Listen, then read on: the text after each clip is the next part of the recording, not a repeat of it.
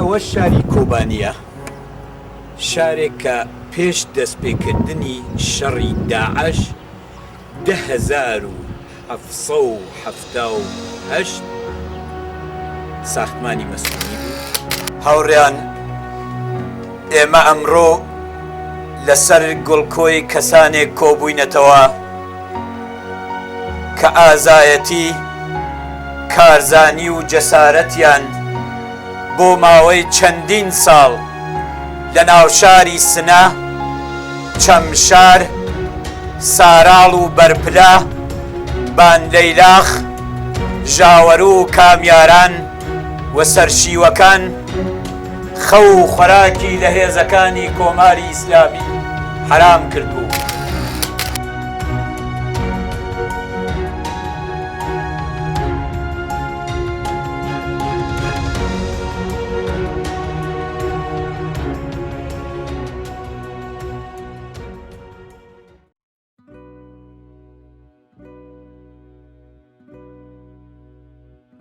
هاوڕێ فەرهادی شەعبانی،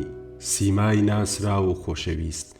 یەکێک لە ڕێبەرانی بزوتنەوەی شۆڕش گێڕانی کوردستان و یەکێک لە هەڵسوڕاوانی هەڵکەوتووی بزوتنەوەی کۆمۆنیستی لە ئێران بوو.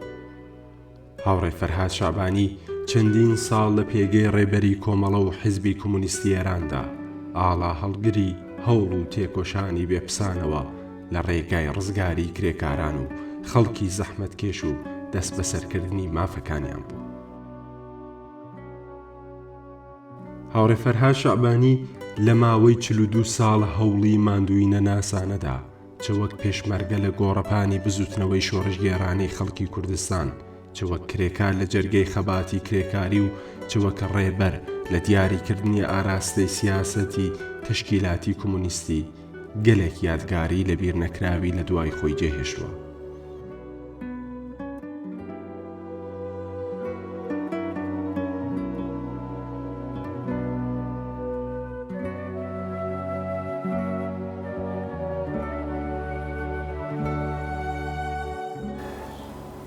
من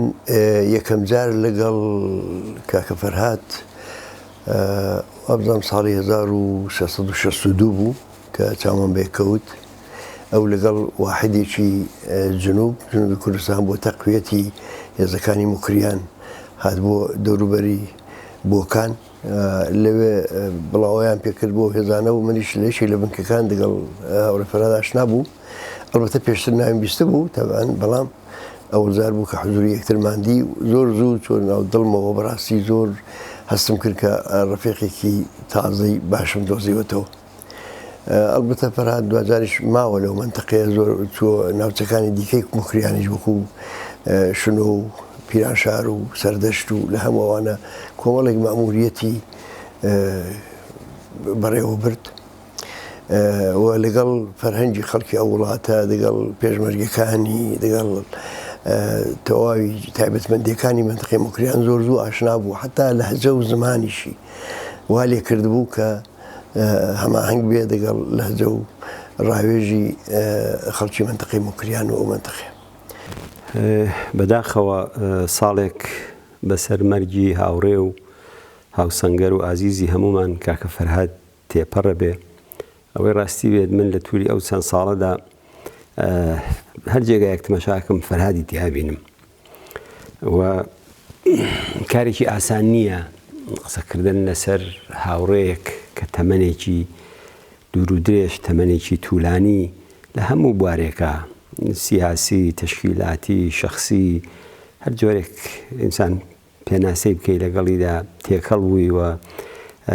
یەکێ لە جێباوەڕترین هاوڕێکان بووە بەڕاستی. بۆ من مەرگی فەرهاد هەم لەباری شەخسیەوە هەم لەباری تەشکیلاتیەوە ئەتوانم بڵێم یەکێ لە پڕ ئازارترین مەرگایەک بووە کە لە ژیانی شەخسی و سیاسی و تەشکیلاتی ما بینیومە. ئەوەندەی بە ئاشنایەتی ئێمە دەگەڕێتەوە ساڵی 60 بوو، هێزی پێشڕە و پەنجشەمانیەک بوو دروست ببوو. ئێمە لە ئاوایی وەتەمیش بووین، کۆمەڵێک پێشمەرگە بووین کە نردمانیان بۆ ئاموزشی ئەسلحەی قورس و ئاموزشی نظامی لە دەوروبەری ئاجیکەند چەند ڕفێقمان هاتبوون کە لە جنوب و لە شوێنەکانی کەوە بوون بە حکمی ئەوەی کە پێشتر کاری نظامیان کردبوو لە ئەسلحە و ئەویان باشترە زانی. یەکێک لەوانە کاک فەرهاد بوو. فەرهاد ئەو کات جوانێکی بەلەباریکە بوو، تقریبان هەر 22 ساڵێک تەمەنی بوو، ڕەشتاڵەیەک بوو کە ئەو کات پێ دەوترا فەرهاد ڕەش. لە بیرمە هەر لەو کاتەوە لە ئەوەڵین دیدار و چەند ڕۆژێک کە خەریکی و ئامۆزش شتە بووین، پەیوەندیەکی سەمیمانەی ڕفێقانە و دۆستانە لە بینمانە دەستی پێکرد تا دواتر من هاتمە سەرەوە ساڵەکانی 63 بوو بۆ مەدرسەی حیزبی بۆ مالومە لەوێ فەرهادم بینیەوە و جارێکی دیکە ڕفاقەت و دۆستایەتی و ئەوانە دەستی پێکرد. هەتا دوایی ئەو بەهۆی وەزئی گوێشکەی و نەخۆشین و ئەوانەوە نێردرا دەرەوە. ساڵی 92 بوو کە من بچوومە سوئێد، لەوێ ئیتر ڕابطەکەمان بوو بە ڕابطەیەکی زۆر تێکەڵی جیال لە تەشکیلاتی تەنانەت شەخسی و خانەوادەگی و هەمووی ئەوانە. هاوڕێ گیانبەخت کردو فەرهاد یەکێ لە بەردەستترین کۆمونیتیەلێک بوو کە من ناسیگمە. ناتەنها مقایسەیەکەم تە خۆمانە لە ناو حەزبی کۆمونیستی ئێرانە، بە نەزەرمە لە جنبش کۆمونیستی کولی ئێرانە کەسێکی زۆر زۆر بەردەستە و مؤثر بوو. ئەوەڵی ناشنایی من تەکەوە تەبعاً هەڵەگەڕێتەوە بۆ دوای انقلاب. ئەو 12 ساڵ وە بدانم ئەگەر اشتباه نەکەم 12 یا 15 ساڵ من بچکتر بوو. وەلاشێ 12 ساڵ بێت چون من لە دەورەیەک انقلابا دیم شاید حدود 18 20 ساڵ شاید لە وەختا عمرێ بوو، چون من خۆم لە وەختا 31 ساڵ 32 ساڵ عمرم بوو.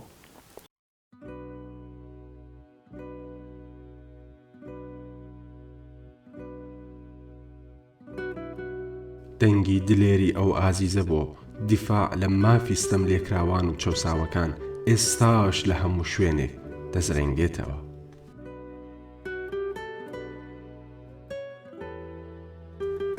هاوڕێ فەرهاد شەعبانی ڕۆژی 17 مانگی ڕەشەمەی ساڵی 1337 هەتاوی ڕێکەوتی 8 مانگی مارسی 1958 زاینی لە کوێراوە گەڕێکێک لە پراوێزی شاری سنە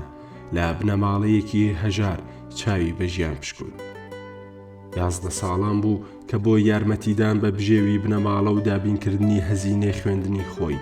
ڕووی کردە کرێکاری. دژواریەکانی ژیان ناچاری کرد نەتوانێت درێژە بە خوێندن بدات و لە قۆناغی ناوەندیدا دەست هەڵگرێت و هەموو کاتی خۆی بۆ دابینکردنی بژێوی ژیانی بنەماڵەکەی تەرخان بکات. بۆ ماوەیەک چوە نێو سازمانێکی تازە پێکهاتوو لە ناو سوپای ڕژیمیشا بە ناوی سازمانی جوانان. لەگەڵ دەستپێکردنی ئاخێزی خەڵکی ئێران لە دژی ڕژیمیشا لەگەڵ ژمارەیەک لە هاوکارەکانی لە ئەرتەشدا هەستەی ئارمانی ئەرتەشی خەڵکیان پێکێنا و هەموو تواناکانی خستە خزمەت بە ئاکامگەیاندنی شۆڕشی کۆمەڵانی خەڵکی ئێرانەوە.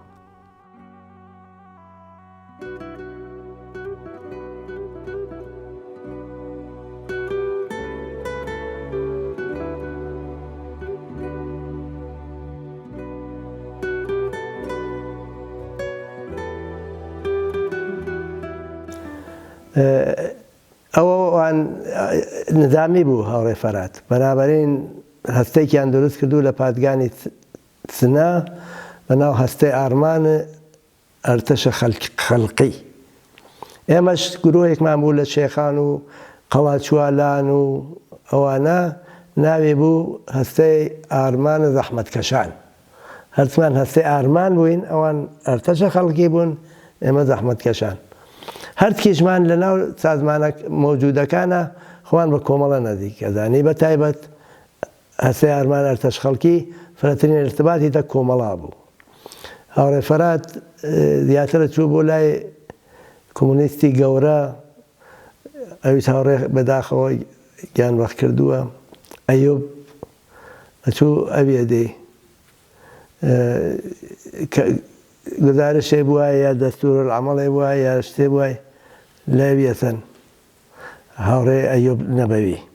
لە توولی ئەو چەند ساڵەدا بەڕاستی فەرهاد کەسێک بوو یا ئەوەی کە من لێم لە یادە بنیادەمێک بوو کە لە هەموو بوارێکەوە قابلی اتکا بوو، ڕفێقێک بوو کە لە سەختترین شەرایەتەکانە ئەتوانی پشتی پێبەسی، ڕفێقێک بوو کە لەباری ئەعتمادکردنەوە لەباری دڵسۆزیەوە مایەی دادەنا، ڕفێقێک بوو کە لە بواری مەسائلی کاروباری حزبی و تەشکیلاتی و ئەوە کە چاوی لێکەی بەڕاستی ئینسانێکی بەبیر و باوەڕ بوو، بنیادەمێکی قرس و قایم بوو، بنیادەمێکی متعاهد بوو. زۆر جار مثلەن لە بەرنامەی تەلەڤیزیۆنیەوە دوای ئەوەی کە تەلەڤیزیۆن دروست بوو فەرهاد زۆر زەحمەتی پێوە کێشا، چوو کلاسی بۆ بینی بە شێوەی علمیەکەی فێری کاری تەلەڤیزیۆن و ئەوانە بوو، یەکێ لە ئارەزوەکانی بووە، جزوی ئەوەڵین کەسێکی شەکە لە تەلەڤیزیۆنەوە کە هەر سەحنەکەی دەردەکەوێت دڵی پڕ دەبێ.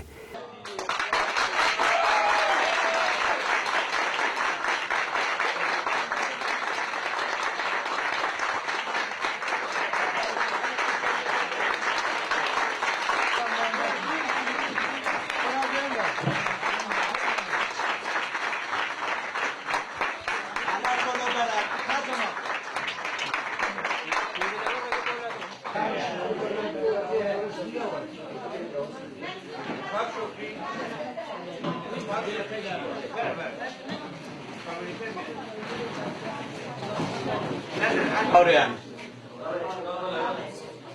هەروەکو ئەیبینن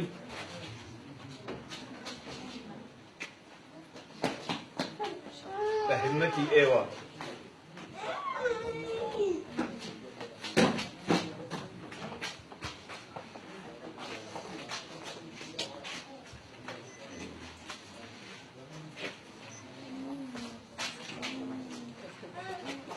وە ژمارەیەکە لە ڕەفێقەکانی کۆمەڵە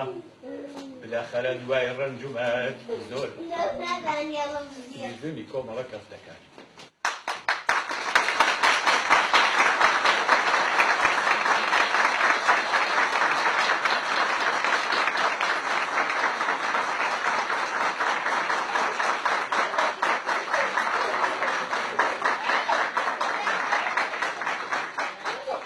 بۆ هەمومان ڕۆژێکی تاریخیە دەست بەکاربوونی تەلەڤیزیۆنی کۆمەڵە ئەرکی گشتمان ئێمە و هاوڕێیانی تەشکیلاتی شارەکان، هاوڕێیانی حزبی لە دەرەوەی وڵات، کرێکاران و زەحمەتکێشانی کوردستان و کرێکاران و زەحمەتکێشانی ئێران زیاتر ئەکاتەوە. هەروەکو ڕزگار وتی تەلەڤیزیۆنی کۆمەڵە تەلەڤیزیۆنی بڵاوکردنەوەی حەقانیەتەکانە، تەلەڤیزیۆنی کۆمەڵە باسی ژیانی کرێکاران و زەحمەتکێشان ئەکاتەوە بەدووە. تەسویری کرێکار لە تەلەڤیزیۆنی کۆمەڵە بڵاو دەبێتەوە. هیوادارم لەم ئەرکە گەورەمە کە بە ئەستۆمان گرووە سەرکەوتوو بینە دەرەوە هەموو لایەکمان.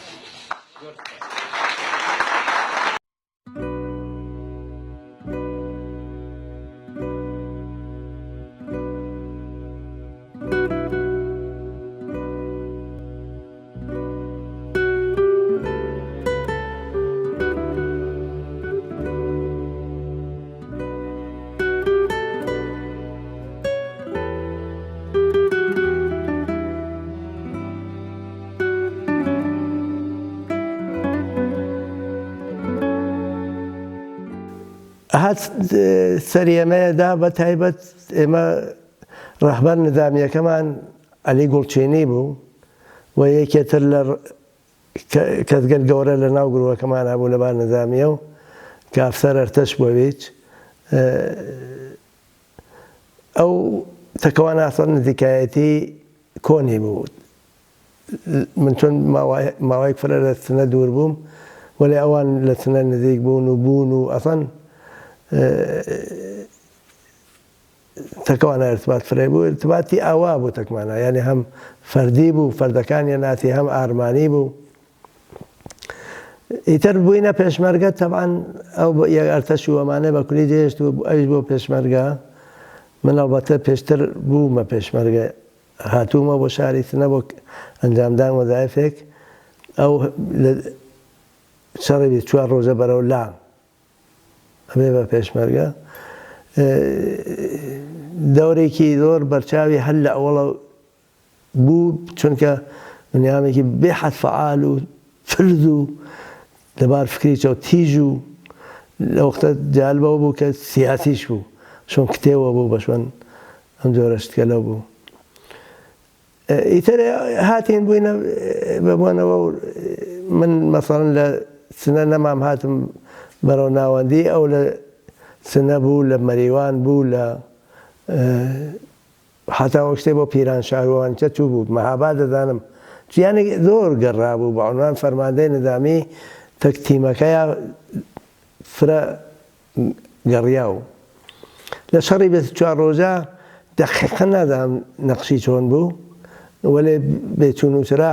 نەقشی بەردەستەی بووە چۆن خۆیی نظامی بوو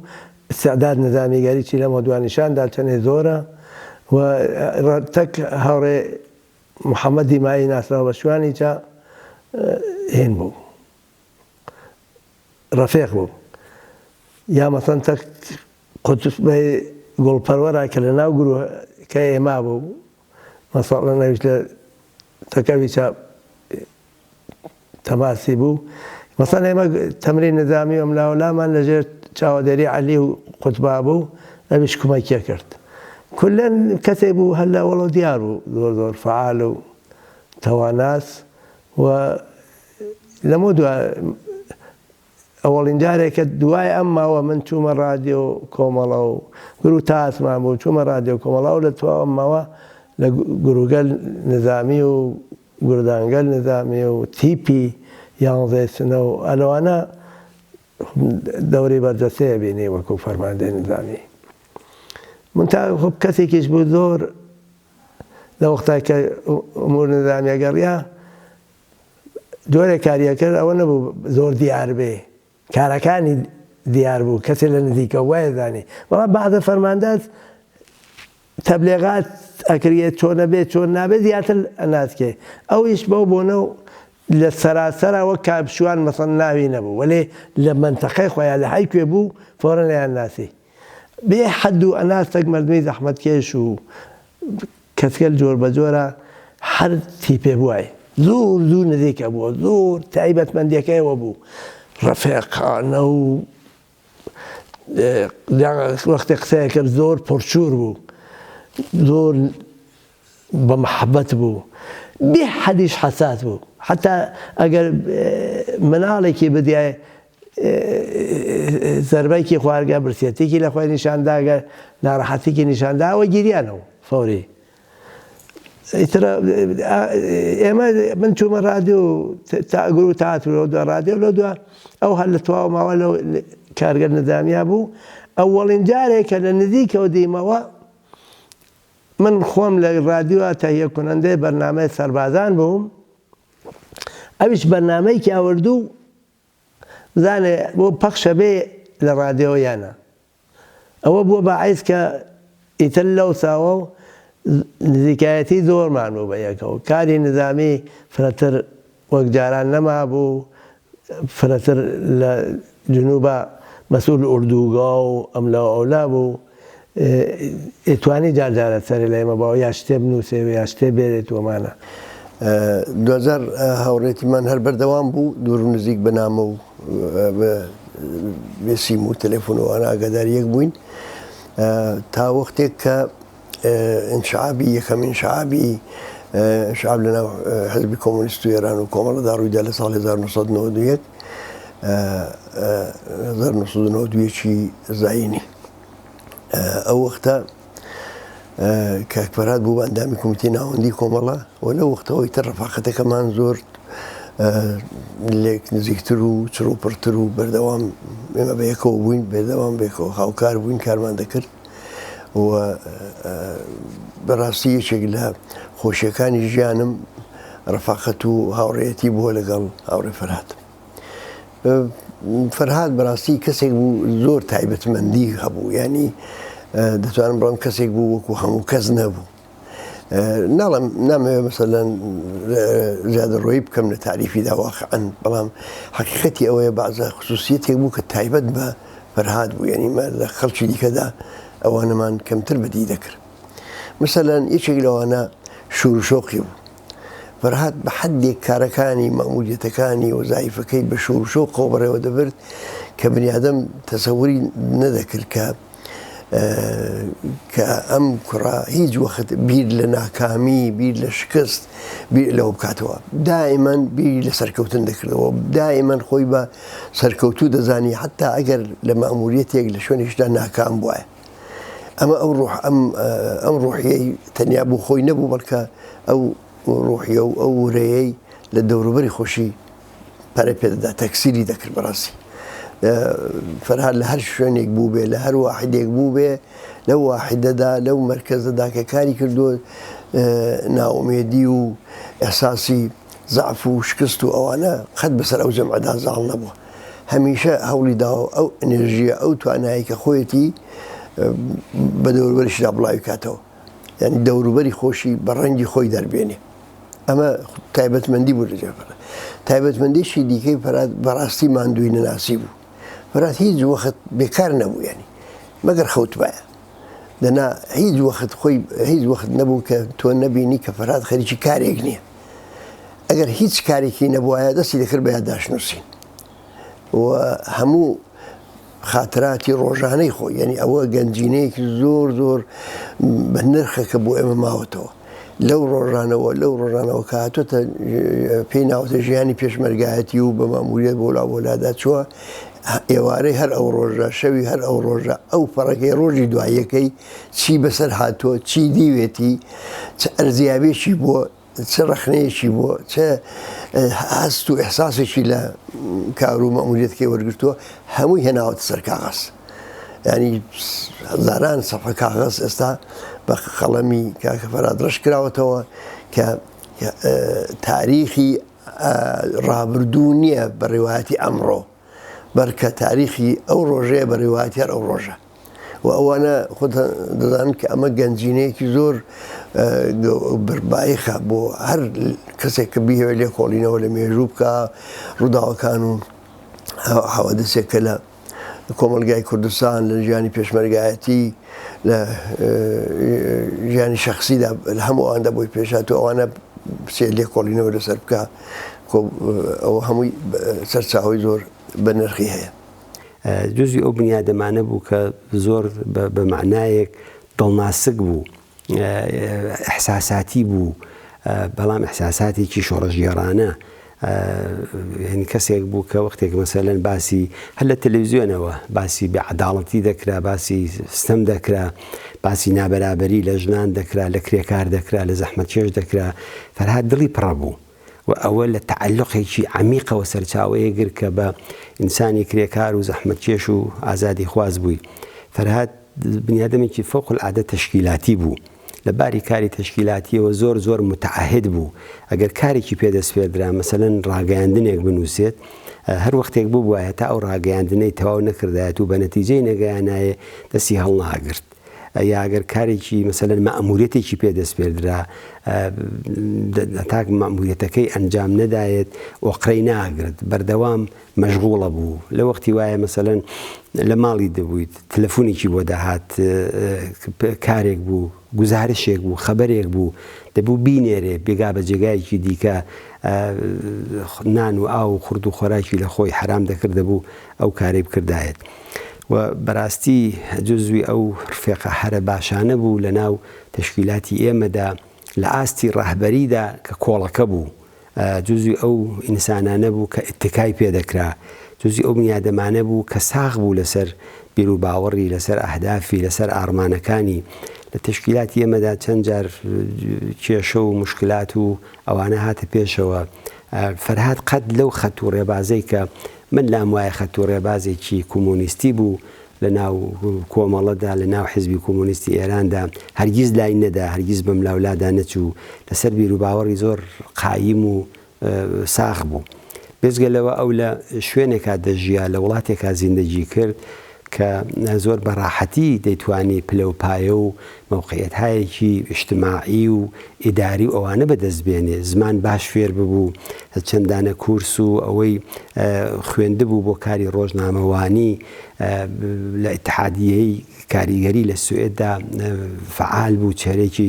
شاخص بوو لەو بەشەی کە کاری تێدا دەکرد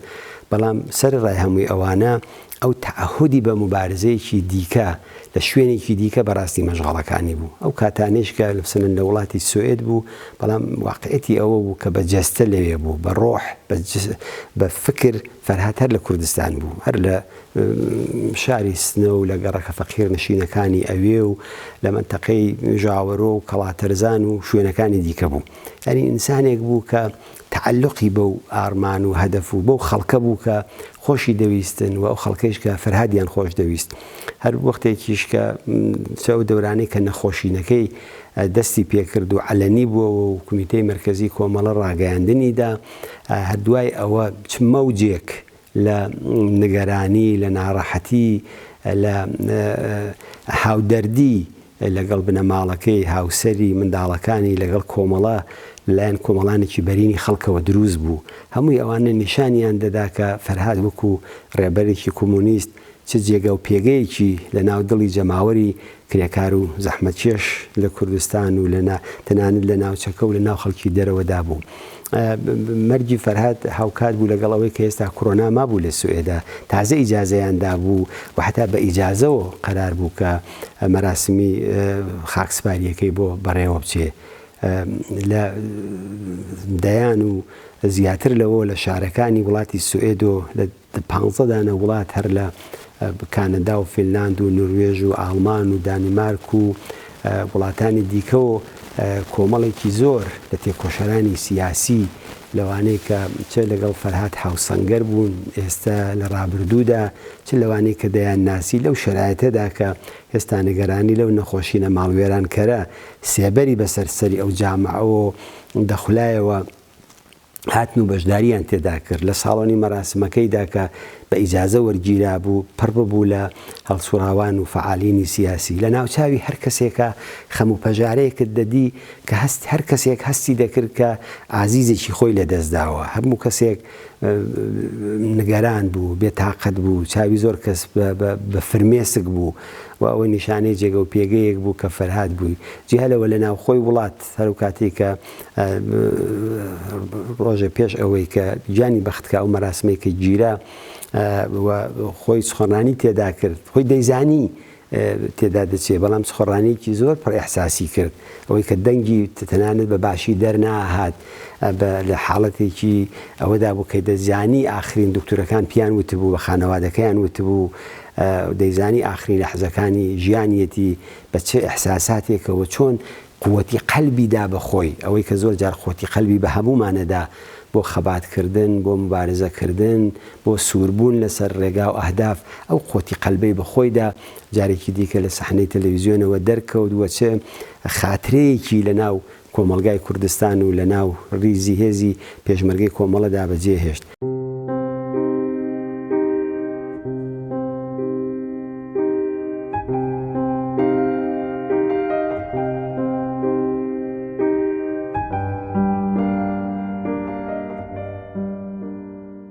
هاوڕێانی قارەمان و خۆشەویستی پێشمەرگە هاوڕێیان و هاوسەنگەرانی دێرینم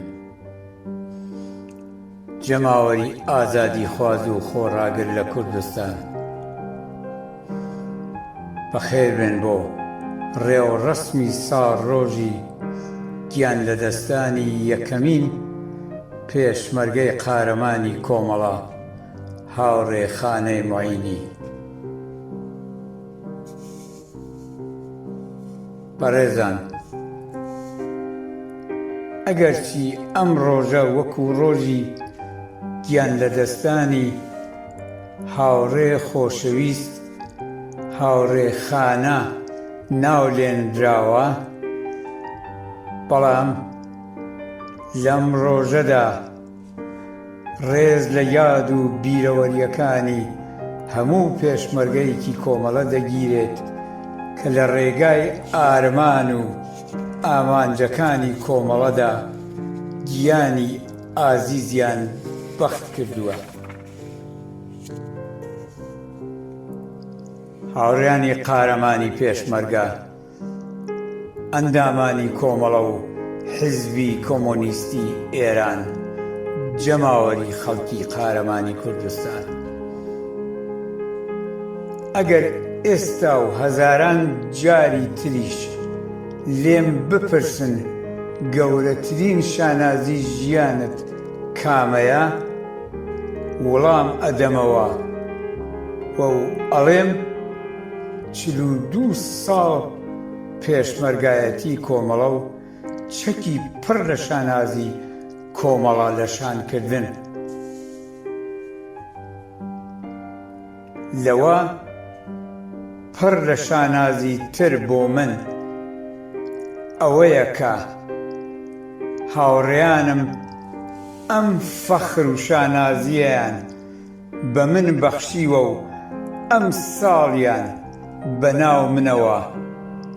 دیاری کردووە، و ئەمە گەورەترین ئفتخار و شانازی و دیاری ژیانمە. هەم لەم بابەتەوە جارێکی تر سەری ڕێز و سپاس بۆ هەموو ئێوەی ئازیز و خۆشەویست دائەنەوێنم. ئەمە گەورەترین ئفتخار و شانازی کە ئێوەی ئازیز و خۆشەویست بە هاوڕێیەک و هاوسەنگەری خۆتانتان بەخشیوە.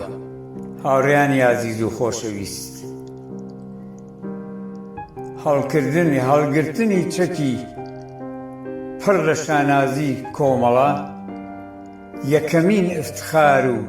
شانازی ژیانی فەرهادی شەعبانیە. داوای لێبوردن ئەکەم کە لەمە زیانتر و پڕتەوانتر نەمتوانی. من لەم ڕۆژەدا وەک جارەکەی جاران لێکدانەوەی هەلومەرجی ئێستای ئێران و کوردستان بکەم و ئەو لێکدانەوە بەڕێ نوێنیەکانی متەئەسر لە ئستراتیژی حیزبی کۆمۆنیستی ئێران و سیاسەتە کەڵانەکانی کۆمەڵە بخەمە بەر چاوی ئێوە. بەڵام هەر ئەوە بەس کە بڵێم کە بژی ڕۆژی پێشمەرگەی کۆمەڵە، بژی حیزبی کۆمۆنیستی ئێران، بژی کۆمەڵە، بژی سۆسیالیزم، بژی بۆ ئێوەی ئازیز و خۆشەویست.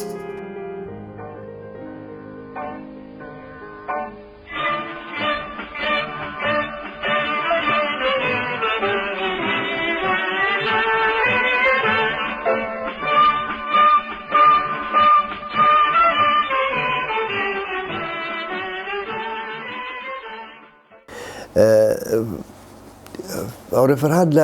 لە خصوصیەتێکی زۆر بەرجەستەی دیکەش بەهرەمەند بوو کە بەڕاستیەوە توانم بەڵام تا حدودی تایبەتمەندێکی فیزیکی بوو. ئەویش ئەوە حافزەیەکی یەکجار زۆر بەهێزی بوو، یعنی هەموو ڕەفیقەکان حەسرەتیان دەخوارد بەو حافزەیەوەیەتی تاریخ و ڕۆژ و ساعەتی هەر کۆبوونەوەیەک، هەر کۆڕێک، هەر ڕووداوێک هەمیشە لەو پرسیار کراوە ئەرێ فڵانەشت چۆن کەی بوو، چ تاریخێک ڕوویدا. بێجگە لەوانە مەسەلەن مەتنێکی دەخوێندەوە، مەسەلەن پەرسکە مەتنێکی خوێنڕانی 15 دقیقەی 20 دقیقەی ئامادەی دەکرد دەیخوێندەوە، بە یەک جار خوێندنەوە ئیتر احتیاجینەوە بۆ چاوی لێکە بەبێ مراجع بە هیچ کاغەد و نووسراوەیەک ئەدای دەکرد و زۆریش بەڕێک و پێچی. سەر ڕای هەمووانە بڕای من فەرهاد ئاژیتاتۆرێکی زۆر بەرجەستە بوو، یعنی هاندەر بوو، یعنی قسەکانی هاندەر بوو، چی نەزەر و ئیدەی بوو دەڕژاندە قالبێکی هاندەرانەی بزوێنەر بۆ بینەر و بۆ بیسەر و بۆ هەمووانەی خۆی کە ئەوە لە بەرنامەکانی تەلەڤیزیۆنی و هەموو ئەوانەدا هەموو ڕەفیقەکان هەموو ئەو بینەرانی ئێمە هەموو ئەو کەسانێک کە دەگەڵ تەلەڤیزیۆنی کۆمەڵایە دەگەڵ تۆڕە کۆمەڵایەتەکان ئاشنان هەمویان دەزانن کە فەرهاد لەو بابەتەوە چەندە دەوری بوو و چەندە تایبەتمەندی بوو چەندە بەڕاستی جێگاکەی لە ناو ئێمەدا بە تەواوی خاڵیە. فەرهاد هەر کارێک کە بەدەستیەوە گرتووە بە بڕوای من ئەوە ینی دەوروبەرەکانی دەتوانن قەضاوت بکەن تێیدا موفەق بووە. ڕاستە خۆ سەرکەوتنی گەورە ئێمە شەدارێ بەدەستمان نهێناوە مبارزەی بۆ دەکەینەوەە، بەڵام فەرهاد هەوڵی دەدا لە هەموو حرەکەتێکی چکۆڵەدا تا ئەو جگای کە بە ئێنێژی و بە توانای خۆی مەربوتە ئینسانێکی سەرکەوتوو بێ. باشترین سندیکالیستی پێم وابێ هەموو سۆوێت بوو، بەتایبەت لە نێو خارجیەکاندا کە هەر نێوبانجی دەرکردبوو لە مبارزاتی سندیکای کرێکاران لە سوێد دەور و نەخشی زۆر بەرجەستەی بوو بۆ دابینکردنی ماف و حقوقی خودی کرێکارانی سوێدی شاتە ئەو وەختی کە لە سوێد بوو. دێ لە ژیانی پێشمەرگایەتیدا کەس زعف و کەم و کوڕێکی پێوە نەدی بە فەرهاد. فەرهاد هەمیشە پێشڕەو بوو، هەمیشە جەنگاوەرێکی بەورە بوو، هەمیشە سەختترین مەئموریەتی بە گیان و بەدڵ قبول دەکرد. دێ لە فعالیەتی تەشکیلاتیشدا فەرهاد بیرم نایە کە هیچ مەئموریەتێکی ڕەت کردبێتەوە یا هیچ ئەگەر و ئەمایەکی لەسەر مەئموریەتێک کە پێی سپێدرابێ ئەگەر و ئەمایەکی لەسەر دانابێ بلافاصلە قبولی کردووە و ئەو ڕەیانەی کە فەرهاد دەیهێناوە لە کۆنگەرەکاندا لە پلێنۆمەکاندا بۆ لە انتخاباتەکاندا ئەو ڕەیانەی واقعیان ڕەئی خۆی بوو، یعنی ڕەئی کەسانێک بوو کە باوەڕیان پێی بوو، ڕێی کەسانی بوو کە دەیانزانی ڕێیەکەیان بە خەسار ناچێت. ئەو بوو ینی کەس بەو مەعنا کەس لۆبیگەری بۆ نەدەکرد، کەس نەدەچوو تعریف و تەمجیدی بکە، کەس نەدەچوو ڕێی بۆ کۆکاتەوە هەرگیز هەرگیز چیاوەڕ نەدا. فەرهاد هەمیشە ئەوەی کە بەدەستی دەهێنا بەهێز و بازووی خۆی بوو بەدەستی دێنە. اینجا لە ژیانی شخصیشدا بەنەزەرم بنیادەمێکی سەرکەوتوو بوو. فەرهاد لە باشترین خانەوادەی ناوهەموو ئێمە بەهرەمەند بوو، هاوسەری منداڵەکانی هەموو ئەوانە دیارە بە کۆمەجی یەکتر و ئەهێمەتی یەکتر هەمویان بە باشترین شێوە بە سالمترین شێوە پەروەردە بوون، هەموو ئینسانایەکی ئینسانایەکن گرە سەر پێخوان ڕاوەستاون، هەموو ئینسانایەکن کە سێحەبی خاوەنی ئیدە و ئارزوەکانی خۆیان هەن و پەیگیری دەکەن و سەرجەم سەرکەوتون و خانەوادەیەکی و زندگی شخصیشی موفق بوو. اینجا ئەگەر فەرهاد هیچ وەخت دەتوانم بڵام کەمتر وابوو کە مقدارێکی زۆر کەم پارەشی لە جیفاندا مابێ ئەسن نەیدەزانی ئەوە ڕاگرێ. کۆمەجی هەر کەس کە کۆمەجی بیستبادەی کرد ئەگەر هەی وایە سندی وایە و پێش هەموو کەشی باوکی خانەوادەی کەسی هەژاری ناو خانەوادەکان هیچ کام لەوانە لە مەشغەڵەکانی فەرهادە حەزم نەدەبوون. فەرهاد مەشغەڵەکانی زۆر جامع بوو لە زندگی شخصی و خصوصی خانەوادەیەوە دەستی پێدەکرد تا مەموریەت‌های تەشکیلاتی تا وەزایفی ناو کۆمیتە مەرکەزی تا ئازار و ڕەنجەکانی ناو کۆمەلگا هەمووی ئەوانە بۆ فەرهاد مەشغەڵە بوون، هاندەر بوون سیاسەتی ڕۆژانەی خۆی و کاری ڕۆژانەی خۆی لەسەر دادەمەزراند.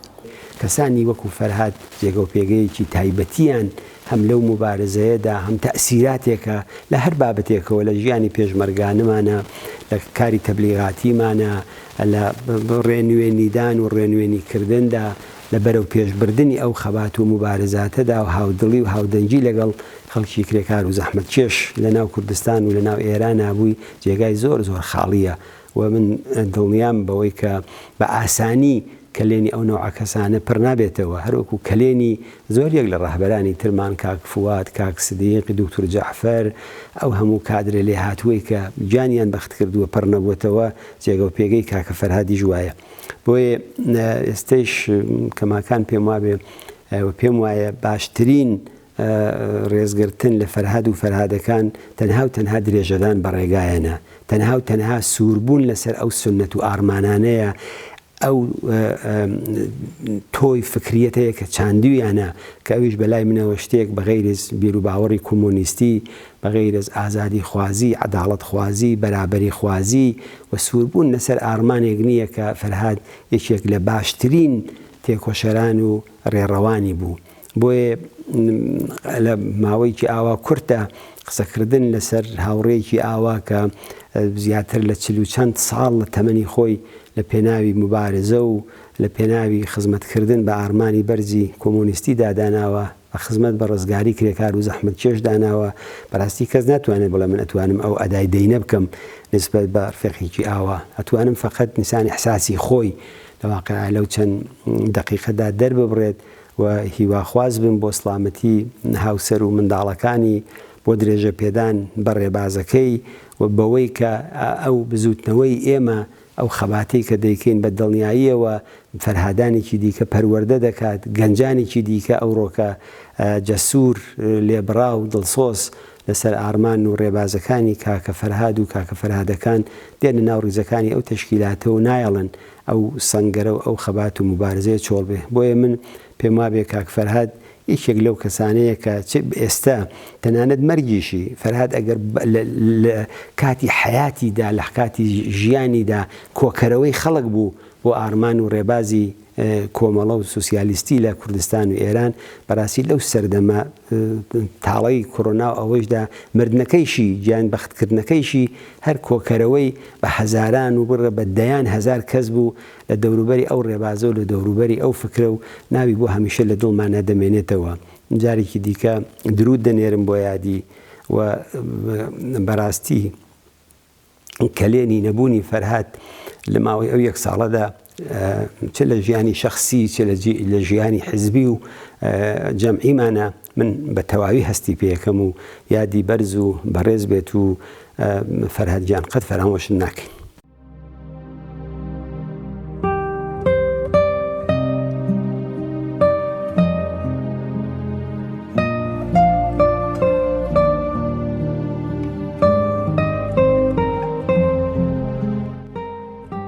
تۆ نامرید ئازیزەکەم چاوەکانم فەرهادەکەم، تۆ نامری ئازیزەکەم چاوەکانم فەرهادەکەم، تۆ چێوکەنی و بێستوونی هیوامانت لە کۆڵ نابوو، تۆ دەنجی دلێری هەژاران و مافخوازانی ئەم جیهانەی، تۆ دەنجی شمشاڵی هەست بزوێنی کرێکاری هۆشیاری، تۆ قاسپەی کەوی سەرگا شەبەردی ئەم وڵاتی بە ئاگر و ئاسن کێڵدراوەی، تۆ خرۆشی ڕاپەڕینی لە خوێن شەڵاڵ کراوی 57ی، تۆ تو لە نەمامێکی باڵا کردووی ئەو ڕاپەڕینەی، تۆ ڕابەر و تۆ مامۆستای ئێستای، تۆ پێشمەرگە و پارێزەری بنکەکانی سنەی خوێناوی، تۆ پشتیوانی یەکێتی جوتیاران و جەمعیەتەکانی، تۆ شاگردی ئەمەکناسی فعاد و سدیق و جەعفەر و خانەی لەسەر دڵانی، تۆ خۆت ڕابەری و فێرگەی وانەکانی، تۆ پێشمەرگەی چەگلەشانی بە پەنتایی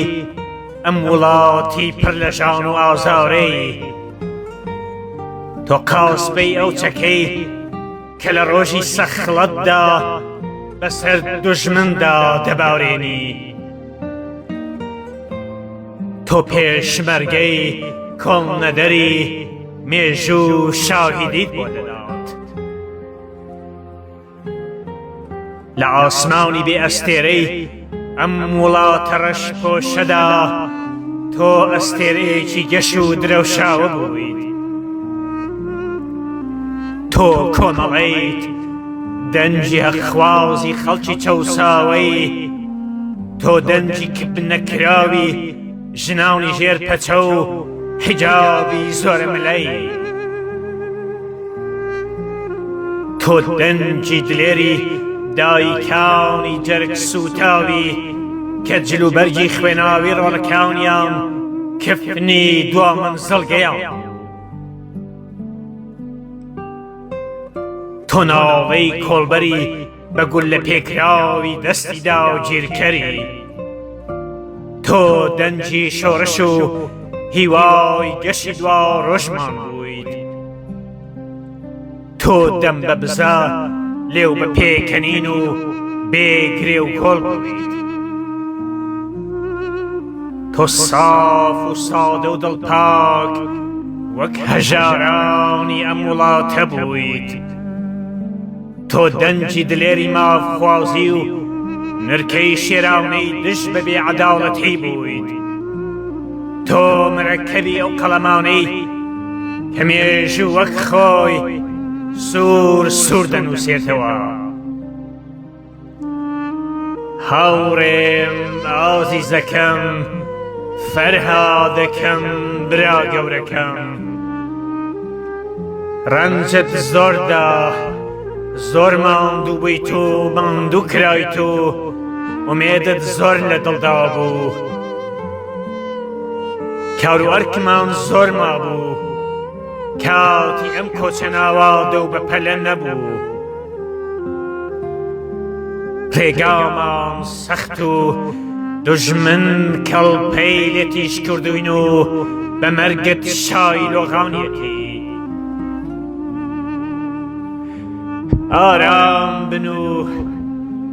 ئارام بن و ئازیزەکەم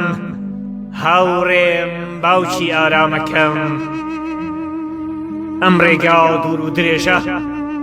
کارەماڵ و سوار چاکی زۆری پێدا و تێپەڕیوە تۆ لە باشترین سوار چاکەکانی ڕێگای ڕزگاری مرۆڤایەتی بوویت ناوت بەسەر سەری مێژووەوە دەدرەوشێتەوە لە ڕۆژی مەرجی خاونەی سوورپۆشدا یادی سوورپۆشی تۆش دەکەینەوە یادت بەخێر یادت دەکەین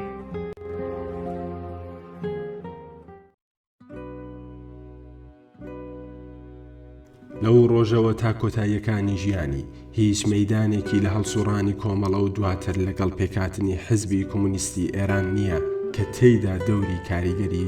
بەرچاوی هاوڕێ فەرهادی شەعبانی وەک پێشمەرگەیەکی قارەمان کرێکارێکی تێکۆشەر ئەژیتاتۆرێکی ڕۆشنبیر و ڕێبەرێکی خارا و بەتوانە نەبیندرێت.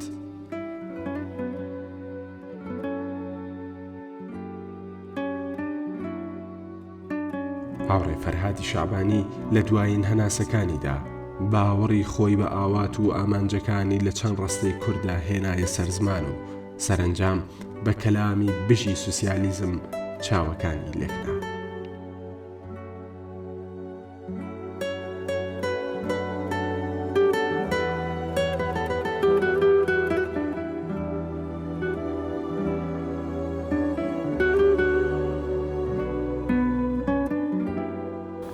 وەخت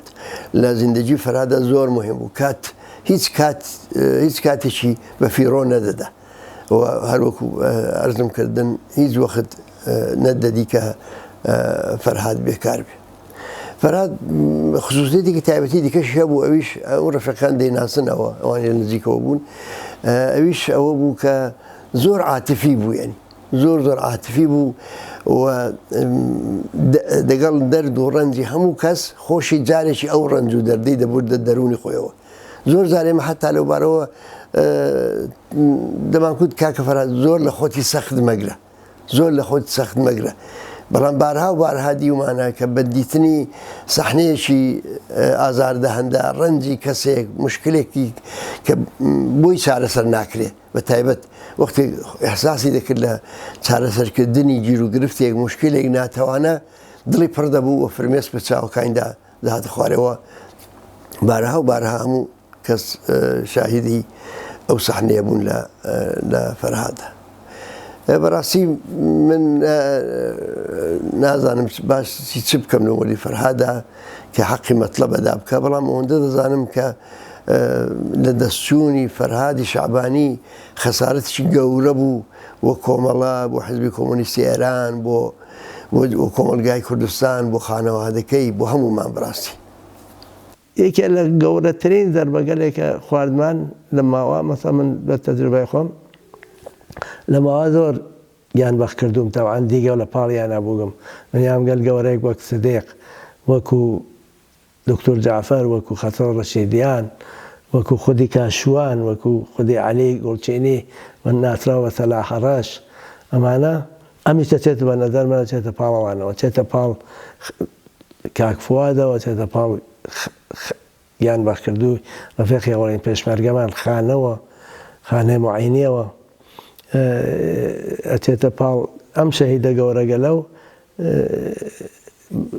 ئەبێ من ئەوە نەزەری شەخسی خۆمە ئەبێ هەموو ساڵێ لە پاڵ ئەوانە یادی ئەم گەورە و دەستکەوتەکانی و ئەمانە بکەین. زۆر شتی نووسیگە ئەزانم کوڕەکەی هەمووی حفظ کردووە چۆن زۆر منەزەم بوو عەجیب ئەنەرژیکی بوو هەرچی کێدی نووسی هەرچی کێدی کلاسەیە کرد یانێ شتی ئەڵعان نەتوانی بێژی گوم نابێ هەموو یەتانی پێیا بکەی. ئەوانە مەجموعای چتگەلێکە من لە فەرات لە بیرمە من بۆ خۆم بنیامێ شاعر نیم وەلی بەعد وەقتی ئەحساساتێکم بۆ تێبڕێت چتگەر کەلیماتە خەمە شۆن یەک ناچار بوومە و نەف شارم بۆ هاتوو لە وەقتی فەراتمان لە دەستدایە حتا وەقتی نەخۆش بوو یەکێ دووسێ ئەتوانم ناوی بنم شێعر بێلاخەرا کەلامە هەنگی مەفارتی پێوت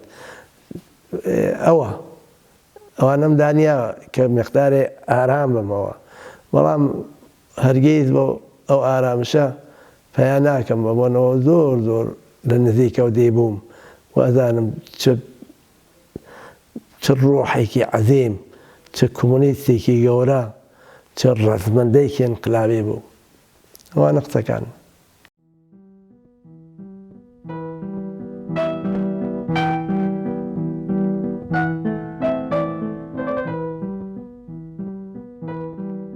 شعرێک بۆ ڕێزگرتن لە یادی هاوڕێی خۆشەویستم فەرهاد شعبانی لە نووسینی فەرەیدون نازری لەژێر ناوی کڕنوش دەبین بۆ یادەکەت سەردار.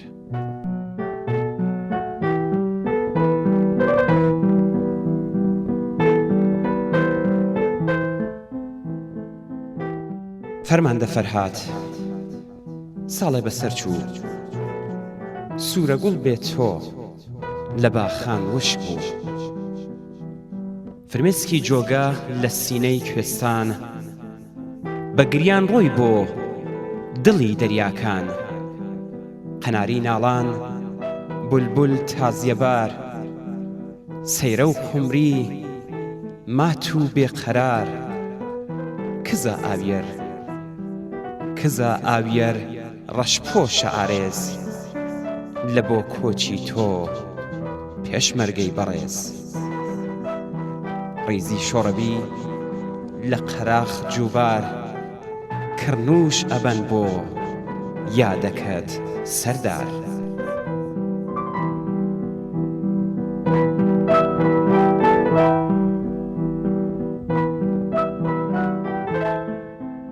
لەسەر باڵی بیر منیش وەک ئەوان ئەچم بۆ سنەی سووری قارەمان لێنەوە ئەفڕم بۆ ناو پادگان بۆ ئاسایشگا شوێنی سەربازان ئەتوینم خەریک تەبلیغ شۆڕشی ڕوونکردن مافی خەڵکی بێبەشی هەر لە هەمان کات لە بۆ تێکۆشان ڕابەری خەبات دژی دوژمنان ڕێکیان ئەخەی بەکاری جەمعی هەستەی ئارمانی ئەرتەشی خەڵکی.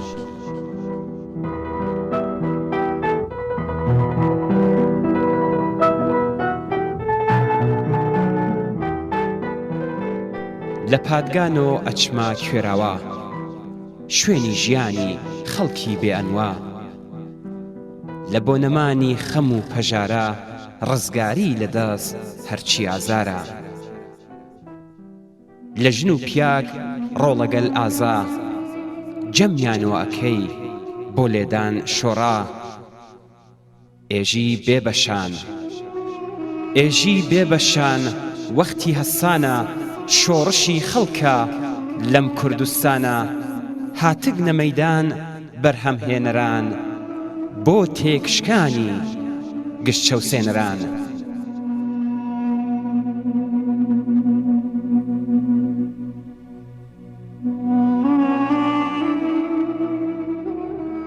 لەبیرمە کاتێک سدیقی ڕابەر ڕاستە لە دژی حکمی ستەمگەر هاتە پای رادیۆ وەک یەک قارەمان فەرمووی چەک بکەن سپای زۆرداران. تۆ وەکو پێشەنگ لە پێش لاوەکان ڕێگات نیشاندا و چوویتە پادگان تا خەڵک چەکدار بن دژی دوژمنان خێڵی ئیسلامی کۆنەپەرستان. وەختێکانێ چەک لە گەڕەک زۆر بوو ڕیزی چەکداران لە کۆڵان جۆر بوو فێرکردنی چەک بە کوڕ و کچان ئەخلاقی باشی لاوی چەک بەشان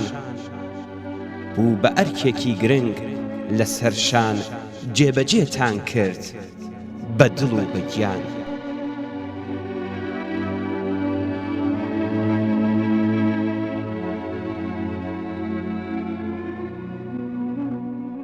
ساڵی 58 نەورۆزی خوێنین پشکوتی وەکو پێشەنگی دوربین کە دوژمن کردی خۆمپارە باران پاراستن بووە ئەرکێکی گران لە تەکیارانت لە ناو جۆراوە یا گردی گەڕۆڵ یا خۆ کوێراوە سەنگەرت لێدا خەڵکت کرد تەیار بۆ خۆ پاراستن لە خەسمی غەدار. هەر ئەو کات وەکو لاوێکی دلێر دڵسۆزی خەڵک و کەسی شۆڕشگێر کەوتیتە بەرچاو کوڕی تاقانە بوویتە ئومید و جێگای متمانە.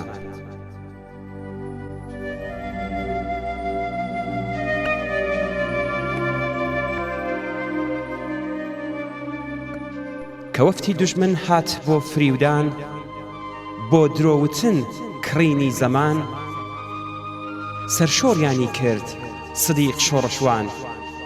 تۆ دەرست وەرگرت چووی بۆ تەوزیحدان. ئیتر لە مەولا بۆ سەردانە چووی لە تەک کۆمەڵا تێکەڵاوتر بووی زۆرتر سەرنجی سیاسەتتدا چەکت بە خزمەت سیاسەت هێنا.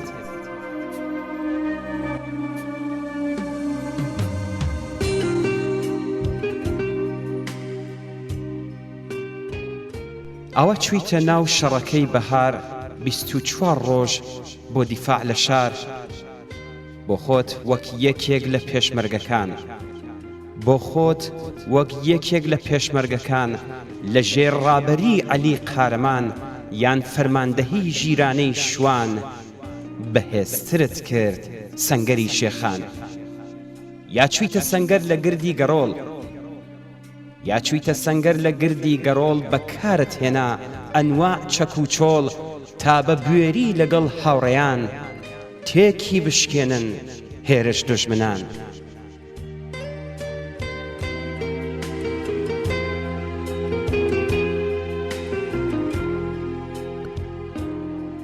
بیست و چوارم لە مانگی گوڵان کە پڕگوڵ دەبن دەشت و کێوەکان بێ هیچ شکانێک وا دەرچوو فەرمان شەڕ لە شار بەسە ڕووکەنە شاخان چونکە بە تۆپ و فڕۆکەی شەڕکەر قەڵاچۆ دەکا دوژمنی بەدفەڕ. دامان لە ئاو هاتینە چەمشار پێشمەرگە و خەڵکی باشی خەباتکار جێگر بووی لە نێو ڕیزی کاکشوان هەبوونت بوو بە شانازی بۆمان.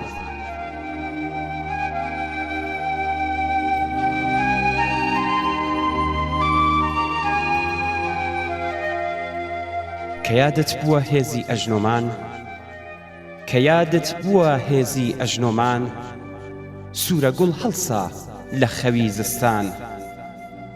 جۆگە نەگریا لە دڵی کوێستان بە شادی چوو بۆ دڵی دەریاکان. لیباسی عەزای دەرهێنا قومری لیباسی عەزای دەرهێنا قومری بولبول سەمای کرد بە دوو باڵفڕی سەری بەرزۆ کرد کێوی ئاویەر سەری بەرزە و کرد کێوی ئاویەر کە بیستی چی کرد فرهادی ڕابەر ئاوا تۆ ناسرای بە تێکۆشەران ئاوا تۆ ناسرای بە تێکۆشەران پیر و جەوان و نەوەی لاوەکان کاکە فەرهادگیان کاکە فەرهادگیان جێگاکەت سەوزە